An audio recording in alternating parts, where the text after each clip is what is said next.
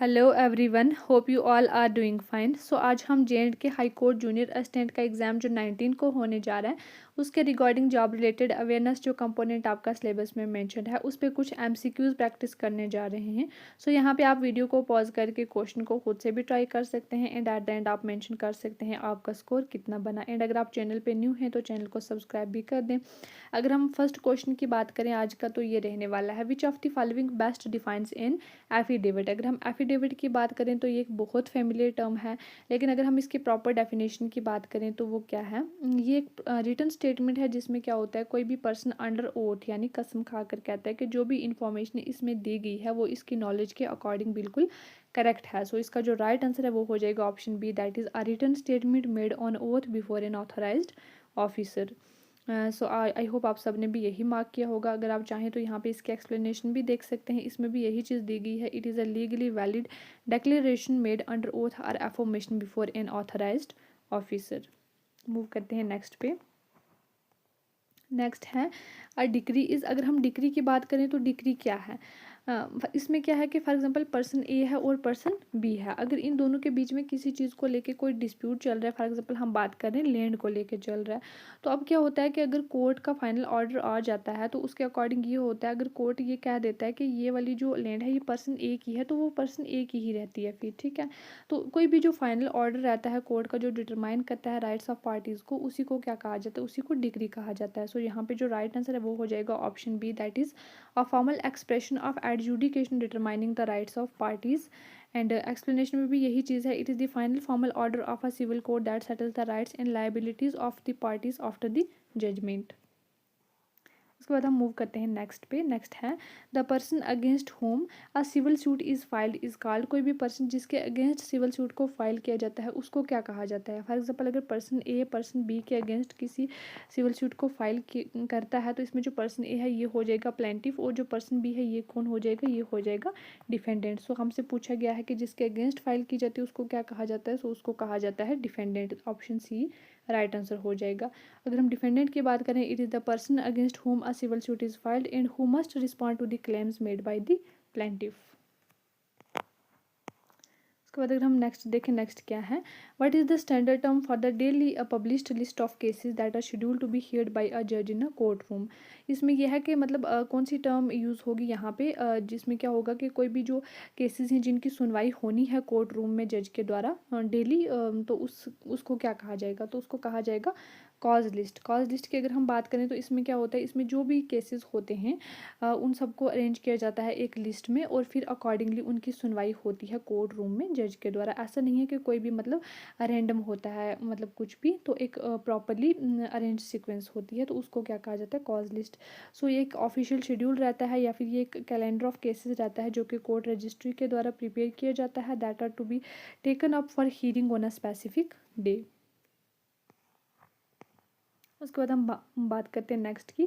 Next है which term refers to a formal written command issued by a court directing an individual और official perform or refrain from performing a specific act. So इसका जो right answer है वो हो जाएगा writ. अगर हम रिट की बात करें, रिट क्या है, ये एक एक्स्ट्रा ऑर्डनरी लीगल ऑर्डर है जो इशू किया जाता है सुप्रीम कोर्ट के द्वारा under article 32 and high court भी इसको इशू कर सकता है under article 226 of the constitution to enforce the fundamental rights or to protect other legal rights as well.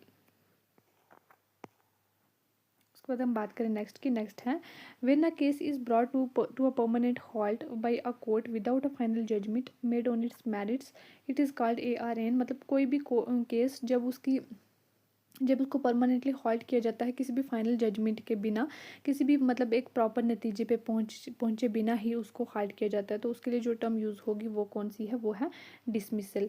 अगर हम डिसमिसल की बात करते हैं, it signifies the termination of a case. इसमें क्या होता है, कोई भी जो केस है वो टर्मिनेट हो जाता है किसकी वजह से, ड्यू टू प्रोसीजरल डिफेक्ट्स और लैक ऑफ प्रोसिक्यूशन और failure to state a valid claim. Next देखें, नेक्स्ट क्या है, what is the legal term for in bad faith. In bad faith क्या होता है, मतलब कोई भी एक्शन जो लिया गया होता है मतलब रॉन्ग इंटेंशन से या फिर मैलिशियस इंटेंट से, तो उसको क्या कहा जाता है, उसको इन बैड फेथ कहा जाता है। और इसके लिए जो टर्म यूज़ होती है वो होती है मालाफाइड। ठीक है, mala fide refers to the actions taken with dishonest fraudulent और मैलिशियस इंटेंट। एंड कन्वर्सली अगर हम बात करें मतलब कोई भी इन गुड फेथ अगर देखें हम, मतलब कोई अच्छी इंटेंट से अगर कोई एक्शन लिया गया होता है तो उसको क्या कहा जाता है, उसको कहा जाता है bona fide. Bona fide means in good faith and mala fide means in bad faith. उसके बाद है what does the term pendente lite refers to in court procedure. Pendente lite का क्या मतलब होता है। अब पेंडेंट लाइट क्या होता है, मतलब कोई भी ऐसी चीज़ जब लास्ट सूट प्रोग्रेस में होता है अगर तब मतलब वो चीज़ हो रही है तो उसको पेंडेंट लाइट कहा जाता है। जैसे कि मतलब कोई भी जो मेंटेनेंस या फिर फाइनेंशियल सपोर्ट प्रोवाइड की जाती है सपोजेस को, जब डाइवोर्स का जो प्रोसीडिंग्स हैं वो अंडर प्रोग्रेस होती हैं तो ऐसी चीज़ों को कहा जाता है पेंडेंट लाइट। सो इसका जो राइट आंसर है वो हो जाएगा option D, that is during the litigation और while the law suit is pending. उसके बाद है what is the plaint in court terminology, in civil court terminology. Plaint कौन होता है, मतलब देखो प्लेंट की अगर हम बात करें क्या होता है, अगर यहाँ पे हम देखें तो अगर पर्सन ए है और वो पर्सन बी के अगेंस्ट ना कोई कंप्लेंट फाइल कर रहा है तो इसमें जो पर्सन ए है वो तो हो जाएगा प्लेंटिफ और जो पर्सन बी है ये हो जाएगा डिफेंडेंट। लेकिन अगर प्लेंटिफ ऐसा नहीं है कि कुछ भी बोलेगा तो उसको मान लिया जाएगा, उसको क्या करना पड़ेगा, इसको एक फॉर्मल रिटन कंप्लेंट को फाइल करना पड़ेगा। तो वही एक जो फॉर्मल रिटन कंप्लेंट जो इसके द्वारा फाइल की जाती है प्लेंटिफ के द्वारा, इसी को क्या कहा जाता है, इसी को प्लेंट कहा जाता है। सो इसका जो राइट आंसर है वो हो जाएगा option B, that is the formal written grievance or claim filed by the plaintiff to start a lawsuit। तो it is the formal written complaint filed by the plaintiff to initiate a lawsuit। It states the facts of the case and the grievance and relief sought from the court. उसके बाद है bell. अब bell क्या है, bell हम सबको पता है कि ये क्या है, कोई भी जो टेम्परेरी रिलीज होता है किसी एक्यूज्ड पर्सन का, ये कुछ टर्म्स एंड कंडीशंस पे बेस होती है तो उसको बेल कहा जाता है। तो इसका जो राइट आंसर है वो हो जाएगा option B, that is it is the temporary release of an accused person on specified conditions while ensuring appearance before the court. उसके बाद है what is the difference between an acquittal and conviction in criminal law. Criminal law में acquittal और conviction के बीच में क्या difference है। अब देखो क्या होता है, जब भी कोई क्राइम होता है वहाँ पे मतलब क्या होता है कि जब हमें पता नहीं होता है कि क्राइम किसने किया है तो हम ऐसे मतलब शक के बिना पे किसी को कहते हैं कि हाँ इसने क्राइम किया, तो वो चीज़ क्या हो जाती है, वो हो जाती है सस्पेक्ट। ठीक है, तो अगर हम यहाँ पे देखें जब पर्सन गिल्टी प्रूफ नहीं होता है तो तब उसको कहा जाता है एक्विटल। अगर वो गिल्टी प्रूफ हो जाता है, पता चल जाता है कि क्राइम उसी ने किया है, तो तब उसको कहा जाता है कन्विक्ट। सो यहाँ पे जो राइट आंसर है वो हो जाएगा option B, that is acquittal means freed from charges and conviction means found guilty. An acquittal is the formal judicial declaration that the accused is not guilty of the crime, and a conviction is the formal declaration that declares that the accused is guilty. उसके बाद है what does the term perjury mean. अगर हम परजरी की बात करें तो परजरी क्या है।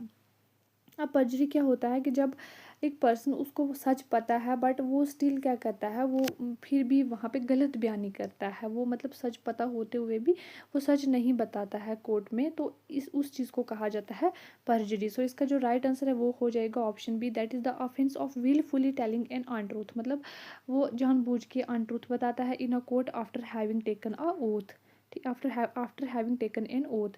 सो ये क्या है कि it is a serious criminal offence where a witness intentionally gives false testimony under oath misleading the judicial process. उसके बाद है what does the legal term suo motu mean. स्यू मोटो क्या है, स्यू मोटो क्या है, it is an action taken by a court on its own motion without any formal request. जब court क्या करता है, कोई भी एक्शन लेता है मतलब अपने ही जो भी उसकी पावर रहती है उसके अकॉर्डिंग किसी भी फॉर्मल रिक्वेस्ट के बिना, तो उसको क्या कहा जाता है, स्यू मोटो कहा जाता है। So it means on its own motion, it allows the court to take up a case और take action on its own initiative often based on media reports letters और public grievances without a formal petition being filed. उसके बाद next है what is the meaning of the phrase locus standi. Locus standi क्या है। सो इसका जो right answer है वो हो जाएगा option B, that is the right और capacity of a party to bring a law suit to the court. Locus standi implies that that the person approaching the court must demonstrate that they have suffered a sufficient legal injury or have a direct stake in matter to initiate a legal case. उसके बाद next है, if a high court issues an order of certiorari what it is doing. अगर high court certiorari का order issue करता है तो वो क्या कर रहा है। अगर हम सर्शरी की बात करें तो ये एक रिट है।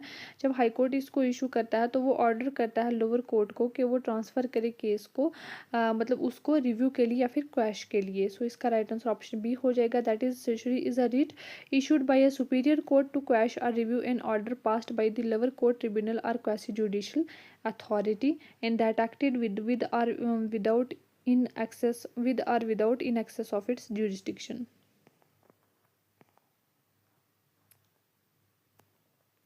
उसके बाद नेक्स्ट है, the term Adalat Aliya traditionally refers to which judicial institution. Adalat Aliya traditionally कौन से जुडिशल इंस्टीट्यूशन को बोला गया था, तो इसको बोला जाता था हाई कोर्ट को।